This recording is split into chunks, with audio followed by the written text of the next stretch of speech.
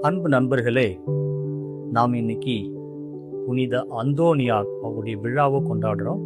எல்லாருக்கும் பதுவை நகர் புனித அந்தோனியார் விழா வாழ்த்துக்கள். அவரிடமிருந்து ஒரே ஒரு பண்பு மட்டும் நம்ம கத்துக்கலாம்.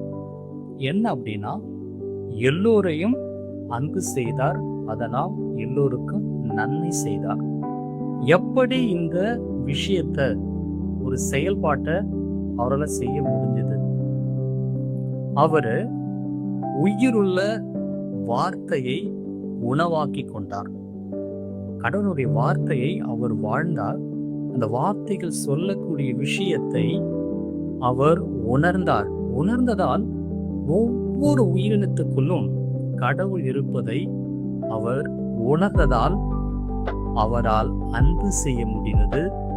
அதனால் நன்மை மட்டுமே எல்லோருக்கும் செய்ய முடிந்தது. ஆகவே கடவுள் எல்லோருக்குள்ளும் எல்லா உயிர்களிலும் வாழ்கிறார் என்பதை உணர்வோம். எல்லோருக்கும் நன்மை செய்ய முடியும் என்று நம்பினால் அந்த நன்மை நிச்சயமாக நடந்து கொண்டே இருக்கும்.